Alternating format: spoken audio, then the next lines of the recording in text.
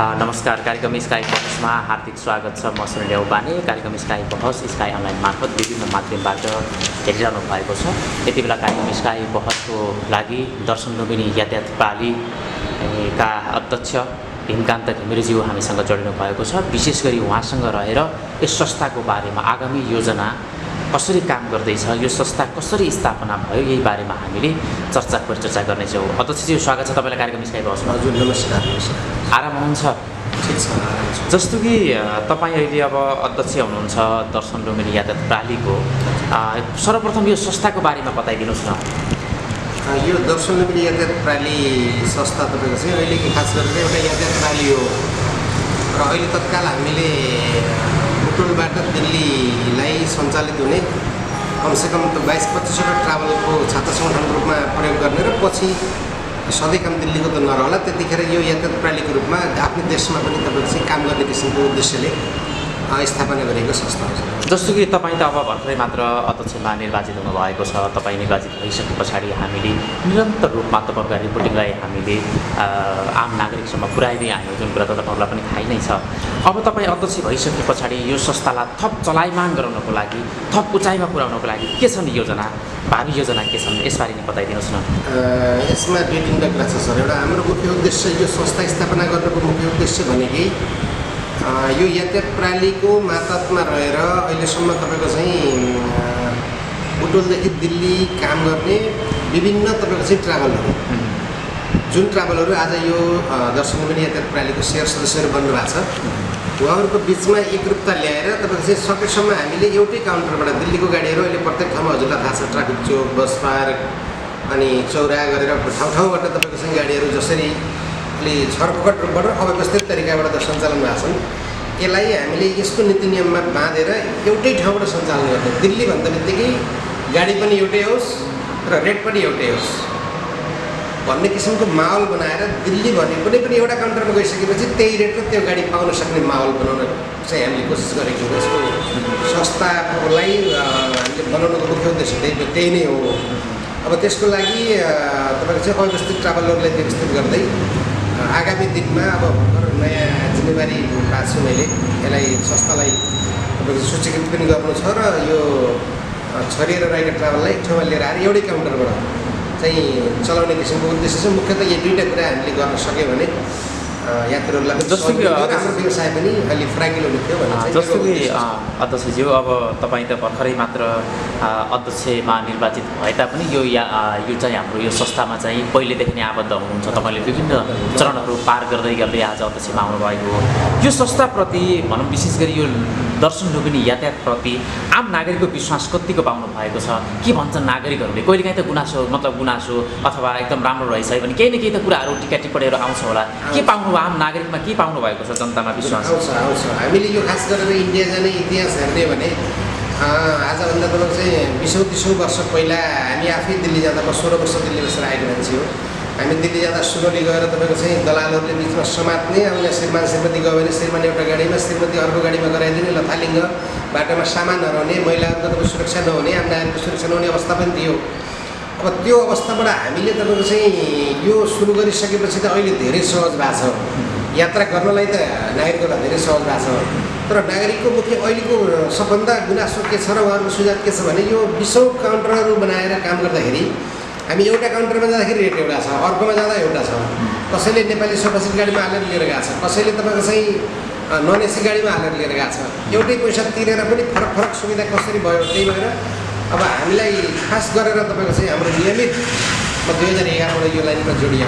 2011 त्यहीदेखि लिएर आजसम्मको मेरो अनुभवमा सबै नागरिकहरूको, सबै यात्रीहरूको एउटै सल्लाह के छ भने कमसेकम रेट एउटै र काउन्टर एउटै भइदियो भने हामीलाई सजिलो हुने थियो र दर्शन लुम्बिनी यातायात प्रणालीले हजुरको नेतृत्वमा रहिरहँदाखेरि त्यो चाहिँ माहौल बन्नुपर्छ भन्ने किसिमको आम जनताको, आम नागरिकको र करिब करिब हामी सबै ट्राभलका सेयर सदस्यहरूको पनि यही अवधारणा भएरै अबको कार्यकालमा, अबको तपाईँको चाहिँ यो अवधिमा हामीले यो काम चाहिँ गर्छौँ भन्ने चाहिँ हामीलाई विश्वास छ। यो आम नागरिकको पनि गुनासो त्यही छ र आशा पनि त्यही छ। जस्तो कि दर्शन लुम्बिनी यातायात प्रणालीमा जति पनि व्यवसायहरू जोडिनु भएको छ, सबै व्यवसायहरू सन्तुष्ट हुनुहुन्छ तपाईँको संस्थाप्रति, तपाईँको कार्यप्रति, तपाईँको भावी योजना सन्तुष्ट हुनुहुन्छ।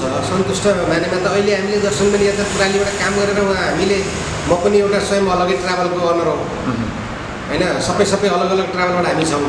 हामी सन्तुष्ट के मानेमा छौँ भने पैसा कमाएर सन्तुष्ट त हामीहरूले छैनौँ, तर अब विधि बन्यो, नीति बन्यो र यो दर्शन लुम्बिनी यातायात प्रणालीले दिल्ली चल्ने सम्पूर्ण ट्राभल्सहरूलाई एक ठाउँमा लिएर आयो भने एउटा रेट तय हुनेछ, एउटा फिक्स तपाईँको चाहिँ गाडीहरू हुनेछन् र यात्रुहरूलाई सहजता गर्दा गर्दै हामी पनि एउटा आर्थिक रूपमा र सामाजिक कार्यक्षेत्रको रूपमा हामी अब्बल हुनेछौँ भन्ने किसिमले त धेरै ठुलो आशा र अपेक्षा गर्नुभएको छ र खुसी पनि हुनुहुन्छ। यो मानेमा खुसी हुनुहुन्छ, सहयोग पनि गर्नुभएको छ सबै साथीहरू। जस्तो कि तपाईँहरूका कार्यालय अथवा भनौँ न आफ्नो तपाईँहरूको चाहिँ प्रमुख कार्यालय त बुटोलमै छ, अन्य शाखाहरू अन्त राख्ने योजनाहरू के गरेर गराउनु भएको छ अथवा राख्नु भएको छ कि सम्पर्क व्यक्तिहरू कस्तो हुनुहुन्छ, यसबारे कार्यालयको बारेमा नि विस्तृत जानकारी। कार्यालयको बारेमा अहिले हाम्रो हेड अफिस यहीँ रहेको छ, यो बुटोल इटाभट्टीमा छौँ हामी अहिले जहाँ छौँ त्यहाँ चाहिँ कार्यालय हेड अफिस भयो। हामीले दिल्लीमा तपाईँको चाहिँ दर्शन लुम्बिनी यातायात प्रणालीको टिम बनाएर दिल्लीमा पनि कार्यालय स्थापना भइसकेको छ। अब हामीले थोरै हाम्रा बोर्डरहरू, दुईवटा बोर्डरहरू मुख्यतः हामीलाई समस्या हुने पनि, चुनौती हुने पनि र सम्भावना रहेको बोर्डर भनेको सुनौली बोर्डर र कृष्णनगर बोर्डर हो। यो दुईवटा बोर्डरमा पनि हामीले क्रमशः दर्शन लुम्बिनी यातायात प्रणालीको तपाईँ शाखाहरू त्यहाँ दुई ठाउँमा सञ्चालन गर्न सक्यौँ भने हामीलाई सहज हुन्छ र हामी त्यतापट्टि पनि छौँ। सँगसँगै हामीले त्यता पनि शाखा विस्तार गर्ने योजनामा छौँ, त्यो पनि गर्छौँ हामीले गर्छौँ। अनि तपाईँको नियमित बैठक समितिको के कसरी बसिरहनु भएको छ? जनाको कार्य समिति छ भर्खरै चुनिएको।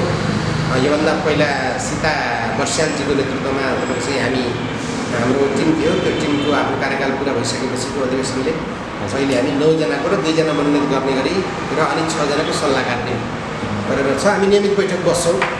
हाम्रो यो पछिल्लो हामी निर्वाचन भइसकेपछिको एउटा बैठक बसेर सामान्य निर्णय हामीले गरेका छौँ। व्यस्त पनि हुन्छौँ हामी, काम पनि हुँदैन, व्यस्त पनि हुन्छौँ, यो लाइन त्यस्तै पनि हो, तर पनि अब हामी छिट्टै बसेर पहिला गरेका केही निर्णयहरू सँगसँगै अब नयाँ निर्णयहरू गरेर संस्थालाई अलिक घनीभूत तौरबाट लिएर जाने भन्ने किसिममा सबै साथीहरू लाग्नु भएको छ। हामी कार्यक्रम स्काई बहसको अन्तिममा छौँ अध्यक्षज्यू। यति बेला हामी दर्शन लुम्बिनी यातायात प्रणालीका अध्यक्ष भीमकान्त घिमिरेज्यूसँग संस्थाको बारेमा विभिन्न विषयमा हामीले भावी योजना कसरी काम भइरहेको छ, समितिले काम कसरी गरिरहेको छ, कार्यालय सञ्चालन हरेक विषयमा कुराकानी गरिरहेका छौँ। हामी कार्यक्रम स्काई बहसको अन्तिममा छौँ अध्यक्षज्यू, अन्तिममा के भन्न चाहनुहुन्छ?